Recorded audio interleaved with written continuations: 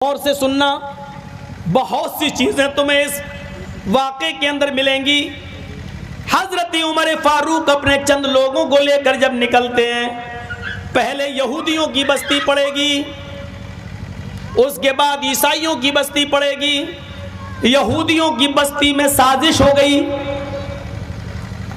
सुनो, उमर और उमर के लश्कर वाले निकल रहे हैं, उमर के साथी निकल रहे हैं। यहूदियों ने कहा कि उमर और उमर के साथियों के दिलों से ईमान कैसे निकाला जाए, ईमान की कमजोरी पैदा की जाए। यहूदियों ने अपनी नौजवान लड़कियों को नीम बढ़ाना कपड़े पहनाकर अपने घरों की छतों पर खड़ा कर दिया और उनको गंदे गंदे बेहुदा अशार, बेहुदा गाने याद करा दिए और ये हुक्म दे दिया कि मेरी बेटियों, उमर और उमर के साथी जब यहाँ से निकलेंगे तुम ऊपर छतों से ये अशार पढ़ना, ये मोहब्बत भरे शेर पढ़ना, उनको अपने दामन में आने की दावत देना। अगर तुम्हारे अशार सुनकर कोई भी बहक जाए और वो तुम्हें इशारे से बुलाए तो तुम बिल्कुल मना मत करना, वो तुम्हें जहां ले जाए चले जाना। और अगर किसी एक उम्र के साथी ने अगर तुम्हारे साथ मुंह काला कर दिया तो हम समझेंगे कि तुम उमर के साथियों के दिलों से ईमान निकलवाने में कामयाब हो गई हो। यही सबसे बड़ी साजिश होती है, यही। और माफ़ कीजिएगा, यही साजिश आपके जलसे भी इससे महफूज नहीं रहे। जाकर देख लो, मेला लगा है और देख लो आपकी जवान जवान लड़कियां चूड़ियां खरीद रही हैं, जलसों में भी लिपस्टिक लगा लगा के आई हैं, क्रीम और पाउडर थोप कर आई हैं। ये हंसने का नहीं, रोने का मकाम है, क्योंकि ये कोई और नहीं है, हमारी बेटियां और हमारी बहनें हैं।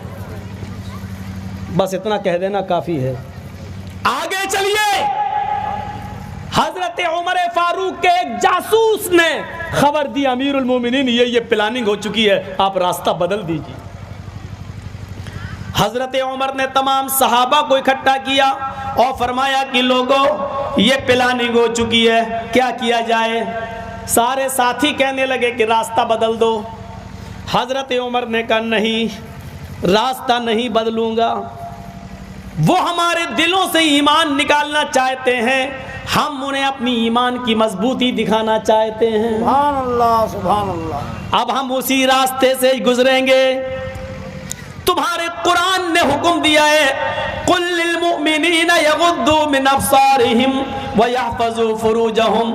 आए मोहम्मद सल्लल्लाहु अलैहि वसल्लम मोमिन मर्दों से कह दो कि जब वो कहीं निकला करें, कहीं जाया करें, तो वो अपनी निगाहें नीची रखा करें, अपनी निगाहें पस्त रखा करें, अपनी शर्मगाहों की हिफाजत करें। लोगों, हम सब उसी रास्ते से गुजरेंगे। वो गंदे गंदे शेर पढ़ के हमें बहकाएंगी, लेकिन हम लोग कुरान की आयतें पढ़ते हुए, अपनी नजरें झुकाते हुए हम लोग आगे निकल जाएंगे। और सुनो, मैं तुम सबका मीरे कारवां हूँ, सरदार हूँ, अमीर हूँ, प्रेसिडेंट हूँ। प्रेसिडेंट आगे आगे चलता है, लेकिन मैं अब तुम्हारे पीछे पीछे चलूंगा। तुम सब मेरे आगे आगे चलोगे, मैं ये देखूंगा कि देखें वो लड़कियां अशार पढ़ रही हैं, मैं ये देखूंगा कि किसी की नज़र ऊपर उन लड़कियों की तरफ तो नहीं उठ रही है। अगर मेरे किसी साथी की नज़र छत पर खड़ी हुई किसी लड़की के ऊपर पड़ गई तो उमर की तलवार उसकी गर्दन की ऊपर पड़ जाएगी। यहां किसकी गर्दन पे तलवार मारोगे? यहाँ तो एक लड़की अगर थोड़ा सा मेकअप की हुई है तो उसकी तरफ से नज़र हटती नहीं, हल में मजीद इससे भी खूबसूरत कोई नज़र आनी चाहिए। दूसरी पे पड़ी नहीं, ये भी कम है, इससे भी खूबसूरत। किसी के इतने हाथ खोले, नहीं नहीं नहीं, इतने और दिखना चाहिए, इतना दिखा तो नहीं नहीं, यहाँ तक दिखना चाहिए। हल में मजीद की आवाज़ उठती है कि और दिखो और देखो। लड़कियाँ जितने कम कपड़े पहनती जा रही हैं, नौजवानों की तरफ से आवाज़ उठती है, हल में मजीद, ये भी ज़्यादा है, और कम और कम और कम। और एक बात बता दूं, पहचान बता दूं आपको, जिस लड़की के जिस्म पर जितना कम कपड़ा होगा, समझ लो कि वो उतने ही बड़े बाप की बेटी है। ये बहुत बड़ी पहचान बता दी आपको। जिस लड़की के जिस्म पर जितना कम कपड़ा होगा, समझ लेना कि उसका बाप उतना ही अमीर होगा। ये अमीर बाप की बिगड़ी हुई बेटियां होती हैं, और वो अमीर,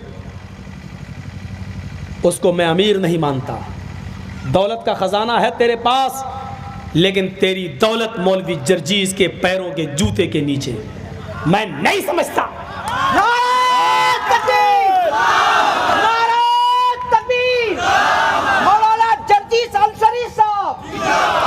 तू सबसे बड़ा फटीचर बाप है, तो दुनिया का सबसे कंजूस बाप है जो अपनी बेटी को 5 मीटर कपड़ा नहीं दे सकता है। तुझसे बड़ा कंजूस कोई है ही नहीं इस दुनिया में। काहे का अमीर? किस बात का अमीर?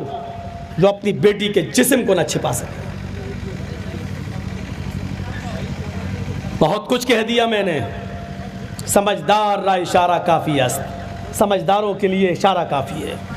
हजरत उमर ने तलवार निकाली, गुजरो, काफिला चलने लगा, यहूदी की बस्ती आ गई। अमीरुल मोमिनीन यहूदी की बस्ती से गुजरने लगे, साथी आगे आगे, उमर पीछे पीछे। वो मकान भी आ गए जिन पर लड़कियां खड़ी हैं यहूदियों की। गाने गाना शुरू, तराने शुरू, नर्मो नाजुक आवाज, लबो लहजे में, सुरीली आवाज में इश्की आशार शुरू। जैसी जैसे अमीरुल मोमिनीन के साथी आगे बढ़ते गए, इनकी भी आवाज शुरू होती गई, नजरें नीची जाती गई। और जब उन घरों से गुजरे तो अमीरुल मोमिनीन ने कहा, इब्दऊ, तुम कुरान की आयत पढ़ना शुरू कर दो, और इतनी जोर से पढ़ो कि तुम्हारी आवाज पर इनकी आवाज मगलूब हो जाए, तुम्हारी आवाज गालिब आ जाए। हजरत उमर फारूक के साथी जोर जोर से पढ़ने लगे, कुल लिल मुमिनीना यगुद्दू मिन अब्सारिहिम व यहफजू फुरूजहुम। उन घरों से गुजरते जा रहे हैं, कहते जा रहे हैं कि ओ मेरी कौम की बेटियों, ओ मेरी कौम की बच्चियों, तुम मुझे अपने पास बुला रही हो, मैं तुम्हारे पास कैसे आ जाऊं? हमारे कुरान ने हमें हुक्म दिया है, हमारे रब ने हमें हुक्म दिया है कि लोगों, हाय मर्दों, हाय मुसलमानों, जब भी तुम जमीन पर चलो, सड़क पे चलो, बाजारों में चलो, गलियों में चलो, अपनी निगाहें नीची रखो, अपनी शर्मगाहों की हिफाजत करो। ओ मेरी बेटियों, मेरी बहनों, मैं तुम्हारी तरफ नजर उठा के नहीं देख सकता, इसलिए कि हमारी इस्लाम की इजाजत नहीं, हमारे नबी की इजाजत नहीं, हमारे कुरान की इजाजत नहीं। जब वो थोड़ी और दूर आगे बढ़े तो उन्होंने कहा, मेरी बेटियों, मेरी बहनों, मैं तुम्हें भी पैगाम देता हूं, हमारे कुरान ने, हमारे इस्लाम ने तुम्हें भी नसीहत की है। कुल लिल मुमिनाती यगजुदना मिन अब्सारिहिन्ना व यहफज़ना फुरूजहुन्ना व ला युब्दीना ज़ीनतहुन्ना। ओ मेरी बेटियों, मेरी बहनों, जब भी तुम भी कहीं निकलो तो अपनी निगाहें तुम भी नीची रखा करो, अपनी शर्मगाहों की हिफाजत करो, और जो मेकअप, जो बनाओ सिंगार तुमने किया है, ये गैर मर्दों के सामने जाहिर न किया करो, हमारे कुरान ने तुम्हें भी यही हुक्म दिया है। ये कहते गए और आगे बढ़ते गए उन बच्चियों की तरफ, और यहूदियों की उन लड़कियों की तरफ उन्होंने नजरें उठाकर नहीं देखा। जब ये आगे बढ़े और थोड़ी दूर आगे गए, उन लड़कियों ने अपनी चादरें उठाई, अपने जिस्म को छिपाया, नीचे उतर आई, और सारी लड़कियां भागते हुए कहने लगी, अमीरुल मोमिनीन और उनके साथियों, मुझे अकेले छोड़कर कहां जा रहे हो? मेरे माँ बाप ने मेरी इज्जत व आबरू का सौदा कर दिया था, मेरे माँ बाप ने मेरे जिस्मों से कपड़े उतरवा दिए थे, आपने हमारे जिस्मों की हिफाजत फरमाई है। जिस इस्लाम से तुम जुड़े हो उससे मुझे भी जोड़ दो, जिस कुरान से तुम जुड़े हो उससे मुझे भी जोड़ दो, क्योंकि तुम ही वो हो जो अपनी बहन बेटियों की हिफाजत कर सकते हो। अमीरुल मोमिनीन और उनके साथियों, मुझे अपनी ज़ौजियत में ले लो, मुझे अपनी बीवी बना लो, मैं भी इस्लाम से जुड़ना चाहती हूँ, तुमसे तुम्हारे साथियों से निकाह करना चाहती हूँ। हजरत उमर ने पीछे पलट कर देखा, सर से पैर तक छुपी हुई उन तमाम लड़कियों को कलमा पढ़ाया, फिर फरमाया, बेटियों, मेरी कौम की बच्चियों, मैं यरूशलेम से जब वापस आऊंगा तो तुम तमाम लड़कियों के निकाह का इंतजाम कराऊंगा, तुम सबके रिश्ते जुड़वाऊंगा और तुम्हें इस्लाम पर अमल करने की पूरी पूरी इजाजत दूंगा। मेरे भाइयों, लड़कियों ने कलमा पढ़ा, अशहदु अल्ला इलाहा इल्लल्लाह व अशहदु अन्ना मुहम्मदन अब्दुहु व रसूलुहु। यहूदियों की साजिश नाकाम हुई और उन लड़कियों को इस्लाम की दौलत मिली। अब आगे चलिए, यहूदियों ने तो ये साजिश की, यहूदियों की बस्ती ख़त्म, ईसाइयों की बस्ती आती है। यहाँ एक दूसरा मंजर सामने आता है, जब ईसाइयों की बस्ती में अमीरुल मोमिनीन दाखिल हुए तो ज़ुहर की अजान का वक्त हो गया, सहाबा वुजू बनाने लगे, मुअज्जिन ने खड़े होकर अजान दे दी, सबने अपनी चादरें बिछाई और खुले मैदान में नमाज की तैयारी होने लगी। एक ईसाई पादरी आया और आकर कहने लगा, अमीरुल मोमिनीन, आप यहाँ क्यों नमाज पढ़ेंगे? ये मेरा गिरजा मौजूद है, ये मेरा गिरजा मौजूद है, आप यहाँ नमाज पढ़ लीजिए। हजरत उमर ने कहा, नहीं, जिस गिरजा में मूर्ति होती है हम उसमें नमाज नहीं पढ़ सकते हैं, हमारे मजहब में उसकी इजाजत नहीं है, तुम्हें तुम्हारा गिरजा मुबारक हो। उसने कहा, अमीरुल मोमिनीन, आपने मुझे कोई नई चीज नहीं बताई है, हमें मालूम है जहाँ मूर्ति होती है वहाँ आप नमाज नहीं पढ़ते, हमने अपने गिरजा से मूर्ति निकाल ली है, जीसस की, ईसा मसीह की हमने मूर्ति हटा दी है और मैंने गिरजा को धो दिया है, मैंने पाक चटाइयां भी बिछा दी है, आप आइए और नमाज पढ़ लीजिए। हजरत उमर ने कहा, अब कोई एतराज नहीं है, जब मूर्ति नहीं है, जमीन तो सारी की सारी अल्लाह ने पाक की है, बनाई है हम सबके लिए, और उस पर पाक चटाइयां भी बिछी हुई है, तो हम तुम्हारे गिरजा में नमाज पढ़ लेते हैं। हजरत उमर गिरजा में घुस गए, सहाबा भी गिरजा में पहुंच गए। हजरत उमर इमामत के मुसल्ले पे आगे बढ़ गए, आपके साथी आपके पीछे खड़े हो गए, इकामत कह दी गई। हजरत उमर अल्लाहु अकबर कहने वाले हैं, अचानक आपके दिमाग में क्या आया? आपने फरमाया, साथियों, मुझे इस गिरजा में नमाज नहीं पढ़नी चाहिए, निकलो। सारे सहाबा निकल गए। उस ईसाई पादरी ने कहा, अमीरुल मोमिनीन, क्या हो गया है? कहा, कुछ नहीं मेरे भाई, कुछ नहीं, बाद में बताऊंगा। उसके बाद खुले मैदान में गए और वहां चादरें बिछाकर आपने वहां नमाज पढ़ ली। वो ईसाई रोने लगा, आपने उस ईसाई को, अमीरुल मोमिनीन ने उस ईसाई को अपने गले से लगाया, मेरे भाई तू क्यों रोता है? उसने कहा कि मैंने अपना गिरजा धोया था, जीसस ईसा की मूर्ति भी हटाई थी, स्टैच्यू भी हटाया था, मुझे खुशी होती अगर आप हमारे गिरजा में नमाज पढ़ लेते, लेकिन आपने अंदर जाने के बाद भी नहीं पढ़ी है, आपने तो मुझे इंसल्ट कर दिया, जलील कर दिया। हजरत उमर ने फरमाया, नहीं, मैंने तुम्हें जलील नहीं किया, बल्कि मैंने तुम्हारे गिरजा की हिफाजत की है, मैंने तुम्हारे गिरजा की हिफाजत की है, क्योंकि मैं अमीरुल मोमिनीन हूं। मुझे ये डर लगा, अगर आज मैंने कहीं तुम्हारे गिरजा में नमाज पढ़ दी तो मेरे इंतकाल के बाद में आने वाले मुसलमान कहीं तुम्हारे गिरजा पर मंदिर मस्जिद होने का दावा न कर दे, कहीं ये ना कहें कि इसमें उमर ने नमाज पढ़ी थी, ये पहले मस्जिद थी, तुम्हारे गिरजा को कहीं गिरा न दे। तुम्हें भी अपने मजहब के मुताबिक इबादत करने का पूरा हक है। अगर तुम्हारा गिरजा गिराया गया और उस जगह पर अगर मस्जिद बनाई गई तो उससे बड़ा काला दिन हमारे लिए कोई नहीं होगा। हमने तुम्हारे इज्जत को धोया नहीं, हमने तुम्हें जलील नहीं किया, बल्कि तुम्हारे गिरजा की हिफाजत की है, क्योंकि मैं इस शहर का, पूरे अरब का मैं अमीरुल मोमिनीन हूं, इसलिए मेरी जिम्मेदारी है कि अकलियतों के और जिनकी संख्या कम है उनकी इबादत गाहों की हिफाजत मैं करूं। नारे तकबीर। अजमत सहाबा, अजमत मुस्तफा, नारा तकबीर। ये इस्लाम ने सिखाया है, ये उमर फारूक ने हमें बताया है। और मुसलमानों, मेरा खिताब आज तुमसे है। हज़रत उमर की इसी तालीम के मुताबिक मैं तुमसे गुजारिश करता हूँ, ये चीज़ इंडिया टीवी वाले नहीं दिखाएंगे, आपको यूट्यूब पे डालकर आम करना है कि जिस बस्ती में तुम्हारी तादाद ज़्यादा हो और तुम्हारी बस्ती में हिंदू भाई कम हो, सिख भाई कम हो, जैनी भाई कम हो, तो सुनो, हिंदुओं के मंदिर, जैनियों के मंदिर, सिखों के गुरुद्वारे की हिफाजत की जिम्मेदारी हिंदुओं से ज्यादा, सिखों से ज्यादा, जैनियों से ज्यादा तुम्हारे ऊपर आयद होती है। तुम्हारे ऊपर उसकी हिफाजत की जिम्मेदारी आयद होती है। तुम्हें सिखों से ज्यादा उनके गुरुद्वारों की हिफाजत करना है, हिंदुओं के मंदिर की हिफाजत, तुम्हें हिंदुओं से ज्यादा उस मंदिर की हिफाजत करना है। जो हुआ है वो एक जानवरियत थी।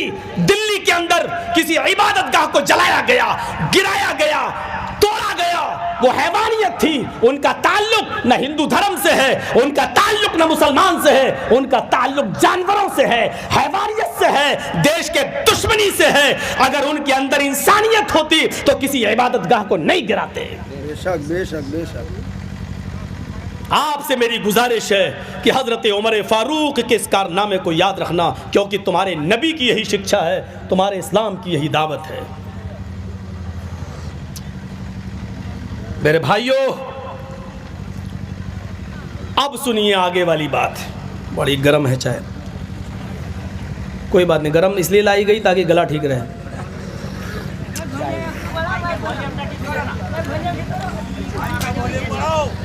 भाई बार बार शिकायत क्यों? ठीक है, हमारे मुंह हटा ले रहे हैं ना, तो उसका ये कट जाएगा सब जब सामने आ जाएंगे। ऐसा है, सुनिए, मैं मुंह नहीं हटा रहा हूँ, मेरी बोलने की स्टाइल ही ऐसी है। दूसरी बात यह कि मैं 20 साल से तकरीरें कर रहा हूँ, मुंह कोई मैं आज पहली बार थोड़ी हटा रहा हूँ। हर जगह का माइक ठीक रहता है, आपका मुंह हटाने से कैसे? ये तो आपके माइक में कमी है। माइक तो वो होता कि ऐसे करूँ तब भी आवाज़ जाए, ऐसे करूँ तब भी आवाज़ जाए। अगर शायर साहब होते ये माइक में नहीं पड़ते। अब कोई चुपका के अब उसको चुम्मा लेके तो नहीं कर सकता हूँ ना, ऐसे हूँ बोलूँ तो क्या फ़ायदा होगा? रहने दिए। तो मेरे भाइयों, हमारी इस बात को ज़रा याद रखिएगा, ये प्यार दूसरों की इबादत गाहों की हिफाजत भी इस्लाम सिखाता है, इस्लाम। और आप ऐसा करके दिखाइए। जितनी नफरतें फैलाई जाएं, आप उतनी ही मोहब्बत का पैगाम दीजिए। ये फैक्ट है, ये हकीकत है, ये दुश्मन भी जानते हैं कि नफरत कभी मोहब्बत से जीत नहीं सकती। नफरत कभी मोहब्बत से जीत नहीं सकती। मोहब्बत चंद दिन मजबूर तो हो सकती है, लेकिन हार नहीं सकती। कैसे हार जाएगी? हारेंगे नफरत करने वाले।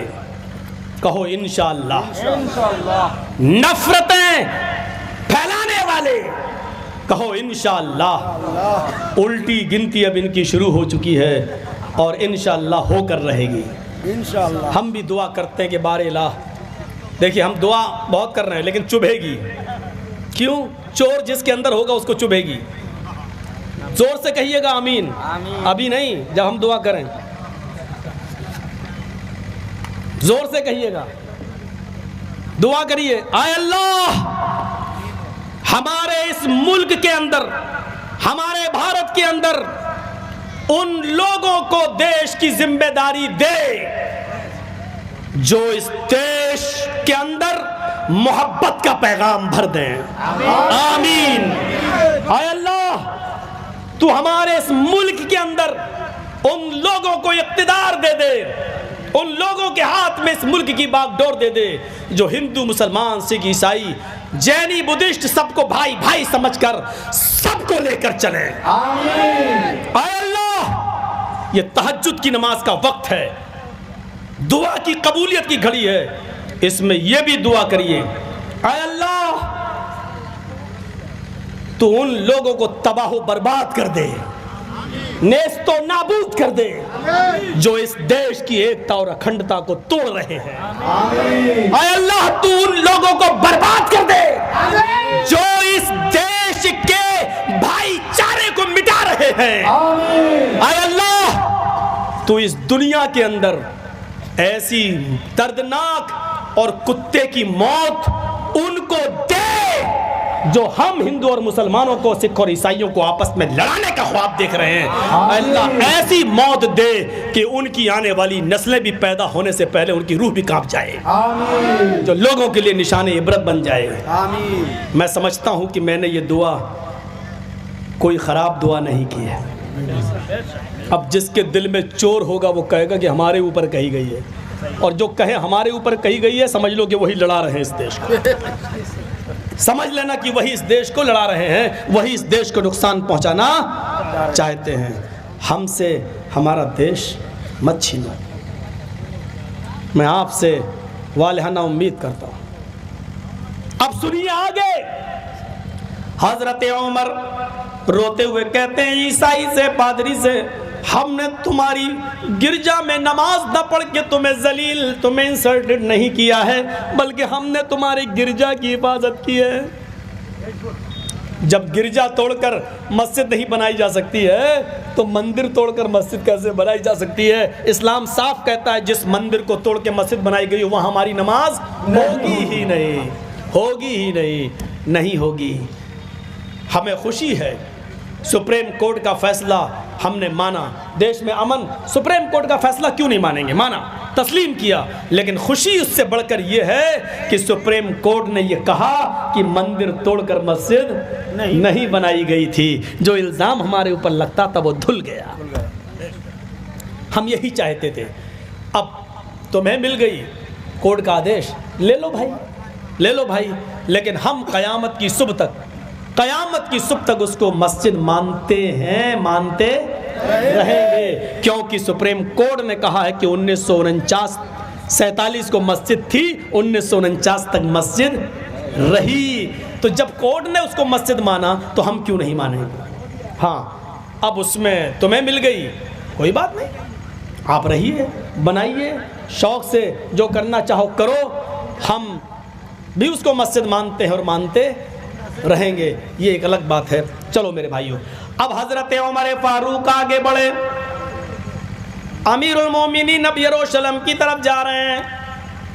हजरत उमर जिस ऊंट के ऊपर बैठते थे वो ऊंट उनका खादिम असलम चलाता था। ये तय हुआ था 1 मील तुम पैदल चलोगे, मैं ऊंट के ऊपर बैठूंगा, और 1 मील मैं ऊँटनी की लगाम पकड़ूंगा, तुम ऊंट के ऊपर बैठोगे। गुलाम को कहा नहीं नहीं, आप अमीरुल मोमिनीन है, तो क्या हुआ, तुम थकोगे, तुम परेशान हो जाओगे, तुम ही चलाते रहोगे और मैं बैठा रहूंगा? नहीं, ये हमारे नबी ने फरमाया अपने गुलामों से उतना काम न लो जो वो उठा न सके। बेशक बेशक। हम तुम सब बराबर है, ये हमारे नबी की तालीम है। गुलाम और अमीर सब बराबर है, आका और गुलाम सब बराबर है। 1 मील उमर बैठते थे, 1 मील उनका गुलाम बैठता था। गुलाम बैठता था तो उमर ऊँट की लगाम पकड़ते थे, और उमर बैठते थे तो उनका गुलाम। इसी हाल में बैतुल मुक़द्दस आ गया। बैतुल मक़दिस और बैतुल मुक़द्दस पर यरूशलेम के अंदर तमाम यहूदी और ईसाई खड़े हैं। आज उमर को देखना चाहते हैं कि कौन है मुसलमानों का कायद, कौन है मुसलमानों का लीडर, कौन है इस्लाम का हीरो। आज देखें कौन है जिसने चप्पे चप्पे पर इस्लाम का झंडा लहरा दिया। वो देखना चाहते थे, लाइन में खड़े हैं, देखना चाहते हैं। लेकिन इत्तेफाक देखिए, जब यरूशलेम आया, बैतुल मक़दिस आया, 1 मील रह गया, हज़रत उमर फारूक की ऊँट से उतरने की बारी आ गई और लगाम पकड़ने की बारी आ गई, और उनके गुलाम को ऊँट पर बैठने की बारी आ गई। उल्टा। अब हज़रत उमर ने कहा आहा रोको। गुलाम कहता है हिश, चुप बैठ, 1 मील ले चलूँगा मैं। हज़रत उमर ने कहा ऊँट रोको। गुलाम कहता है अमीरुल मोमिनीन आप लगाम पकड़ेंगे, मैं बैठूंगा, लोग क्या कहेंगे, आपकी इज्जत का जनाजा निकल जाएगा। हजरत उमर ने कहा, अगर मैं ऊंट के ऊपर बैठा रहा और तू लगाम पकड़ा रहा तो इस्लाम का जनाजा निकल जाएगा। मेरी इज्जत का जनाजा निकलता है तो निकल जाने दे, इस्लाम का जनाजा ना निकलने पाए, रोक। उसने कहा नहीं रोकूंगा, अमीरुल मोमिनीन आप बैठे रहिए, आप अमीर हैं, आप इस हाल में। हजरत उमर कूद गए, हट बैठ, चल चल मेरा हुक्म है, चल वो बैठ ऊपर। बैठ गया। अब बात क्यों नहीं मानेगा? अमीरुल मोमिनीन अच्छा नहीं लग रहा, अच्छा हम तुम दोनों पैदल चलें। क्यों? बैठो तुम्हारी बारी आई, बैठो। बैठाल दिया और लगाम पकड़ के चल रहे हैं बैतुल मक़दिस तक। यहूदी और ईसाई मुसलमानों से कह रहे हैं तुम्हारा अमीरुल मोमिनीन वो है जो ऊंट के ऊपर बैठा हुआ है, बड़ा पतला दुबला है लेकिन बड़ा ताकतवर है, पूरे इस्लाम का परचम लहरा दिया। वो अमीरुल मोमिनीन है जो ऊंट के ऊपर बैठा हुआ है। और मुसलमान कहते हैं नहीं, आए यहूदियों, आए ईसाइयों, मेरा अमीरुल मोमिनीन वो नहीं है जो ऊंट के ऊपर बैठा है, हमारा अमीरुल मोमिनीन तो वो है जो ऊँटनी की लगाम पकड़े हुए है। उसकी बारी पकड़ने की आ गई, उसने अपना हक अपने गुलाम को नहीं दिया, उसने ऊँटनी की लगाम पकड़ ली और गुलाम के ऊँट पर बैठने की बारी आ गई, उसने उसको ऊँट पर बिठाया, क्योंकि वो सब कुछ कर सकता है लेकिन इंसाफ का गला नहीं घोंट सकता, न्याय का गला नहीं घोंट सकता। हजरत उमर इसी हाल में ऊँटनी की लगाम पकड़कर बैतुल मक़दिस के दरवाजे पर पहुंचे और वहां खूंटी से ऊँटनी को बांधा, मस्जिद के अंदर गए, 2 रकात नमाज पढ़कर बाहर निकले। जब बाहर निकले तो हजरत उमर का ये अदल, ये इंसाफ देखकर दरवाजे के बाहर बहुत से यहूदी और ईसाई ऐसे थे कि उनकी जबान से कलमा निकल रहा था, अशहदु अल्ला इलाहा इल्लल्लाह व अशहदु अन्ना मुहम्मदन अब्दुहु व रसूलुहु। उमर तेरे इंसाफ को देखकर मुझे हया आ गई, अब इस्लाम कबूल करने के अलावा मेरे पास कोई चारा नहीं। ये अदल और ये इंसाफ अगर हमारे मुल्क के अंदर कायम हो जाए, अमीर और गरीब के दरमियान से फर्क मिट जाए, तो मेरे भाइयों इस देश के अंदर अमन और शांति की गंगा बहने लगी। ये होना चाहिए। हमारा मुल्क दुनिया का सबसे बड़ा सेकुलरिज्म जमहूरी मुल्क है, यहां से ज्यादा जमहूरियत, यहां से ज्यादा अपनी बात को पूरी आजादी के साथ कहने का अधिकार किसी दूसरे मुल्क के अंदर नहीं है। और ये हमारे देश के प्रधानमंत्री मोदी जी की देन नहीं है, ये मत समझना। ये गृह मंत्री जी अमित शाह की देन ये नहीं है, ये अपनी बात को आजादी के साथ कहने का हक हमारे इस देश के संविधान ने, कानून ने हमें दिया है, बाबा अंबेडकर ने दिया है, उनके बनाए हुए कानून ने दिया है, महात्मा गांधी ने दिया है। मेरे भाइयों ये किसी की बबौती नहीं है, ये एक संविधान ने यह हक हमें दिया है, कानून ने हमें यह हक दिया और हम उसी कानून की दुहाई आज जितनी भी जगह पुरअमन प्रोटेस्ट एहतिजाज हो रहे हैं, जितनी भी जगह हो रहे हैं, ये क्या है? ये एहतिजाज उसी संविधान का एक हिस्सा है। हमें संविधान इजाजत देता है। शाहीन बाग पे बैठी हुई औरतों के बारे में भी सुप्रीम कोर्ट ने क्या कहा है? क्या कहा है? ये कहा है कि रास्ता न रोका जाए, लेकिन प्रोटेस्ट, एहतिजाज उनका संवैधानिक राइट है, उनका संवैधानिक हक है। ठीक है, रास्ते पर सुप्रीम कोर्ट जो फैसला करेगा हम उसको भी मानेंगे।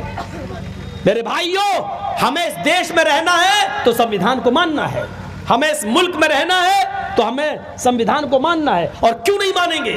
इस देश से मोहब्बत, इस देश से प्यार, ये हमारे नबी ने हमें बताया है। आपको मालूम है? और मीडिया वालों सुनो, हमसे ज्यादा देशभक्ति की तकरीर कौन करेगा?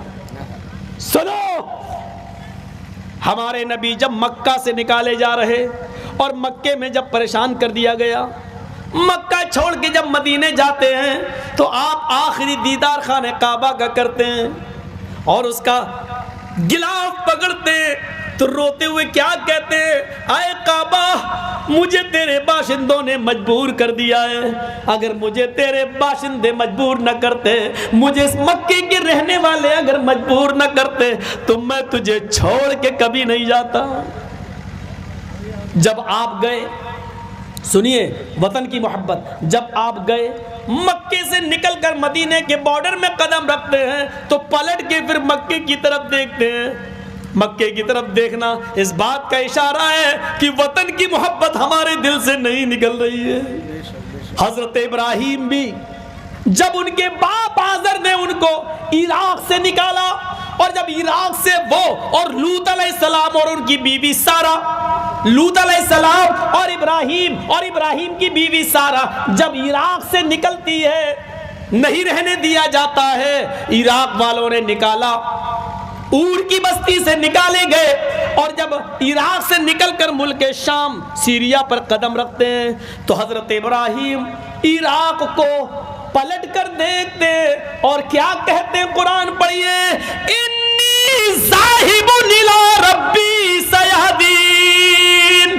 आए इराक, आए मेरी बस्ती, आए वतन, मैं तेरी मोहब्बत को खैराबाद कहकर, मैं तेरी मोहब्बत को कुर्बान करके मैं अपने रब की तरफ जा रहा हूँ, जहाँ वो ले जाएगा मैं उस बस्ती की तरफ जा रहा हूँ। ये नबियों ने हमें बताया, ये रसूलों ने बताया कि वतन की मोहब्बत हमारे दिल से नहीं निकलना चाहिए।